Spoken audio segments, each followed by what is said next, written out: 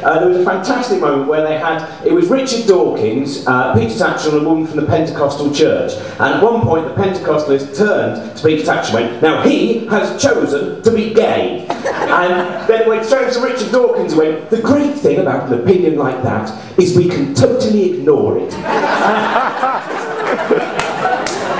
And then someone went, what? She hasn't got the right to say it. But no, she has a perfect right to say it. Then we can ignore it because we know it's factually inaccurate. And I do sometimes think there isn't enough of that, because what's very odd about doing a gig here is I'm used to normally ending up in arguments after doing a gig. I did a gig a while back where I did a show about evolution. And someone came up to me after the show, sorry, I know it's a bit of a long shot, but I think it may well have been the system used, and this person came up and went, very one-sided, just the theory of evolution. What about the other theories? And I went, oh, I didn't really cover them at all. And I went, no, you did not.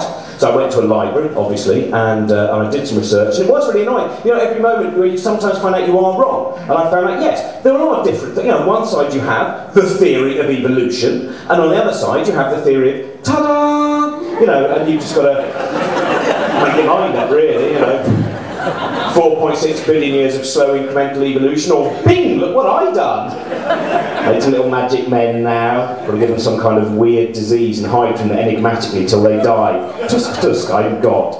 They had a right-wing Republican on recently, I mean a really properly right-wing Republican, to cover the US elections, the build-up to it. And he was fantastic. Bill O'Reilly said, what for you is the big issue in the upcoming elections? And I thought, what's it going to be? The botched foreign policy, the lack of a decent healthcare system for millions, or indeed the abject poverty? And he came back with, Bill, there's one thing that always comes to me, one thing that worries me more than anything else, and that is gay marriage, Bill, because you know a society is crumbling when they have gay marriage. And the reason I bring it up is because at one point he went, Bill, once you have gay marriage, you have a society on its knees. Which, how much did I want the Swanee whistle to come in?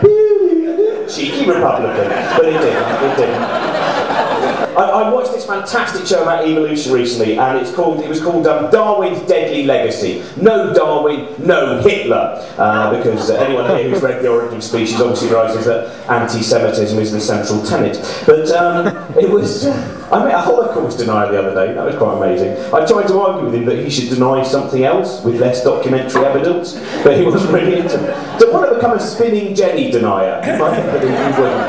But I'm a Battle of Naseby denier. But, so this great show, it's called Darwin's Deadly Legacy, no Darwin, no Hitler, and it had so many marvellous things in it. There was a man at the beginning and he was going, I mean, evolution, it's just a theory, isn't it? It's just a theory. The theory of evolution, you see, just a theory. And I thought, well, not really, you kind of confused scientific theory with your mate Dave's theory that you get higher quicker if you smoke a joint wearing lipstick.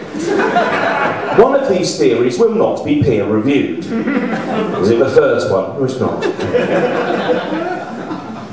Then it was followed by someone who, this is what I thought was marvelous, went, Hitler, Darwin, very similar, Hitler and Darwin, very, very similar, because Darwin used the word selection frequently, as did Hitler. The word selection. Hitler, Darwin, both of them used the word selection. I thought, yes, but so did Cadbury's.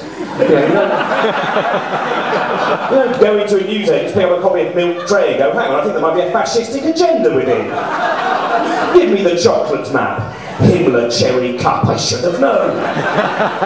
But my favourite moment, there's a marvellous femidroid Nazi, a very, very confused woman called Ann Coulter, who is basically kind of, she's quite amazing. Godless is an incredible book to read. I mean, there are no transitional fossils, they're over there. I can't see them, turn around. No. Anyway, but she was the one who said, I am telling you now, without Charles Darwin there would have been no Adolf Hitler. No Charles Darwin, no Adolf Hitler.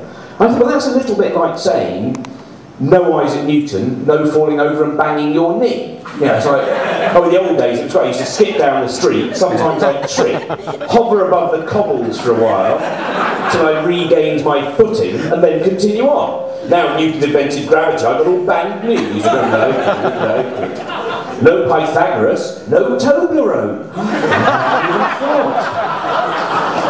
Have a fantastic afternoon. Thanks very much for listening.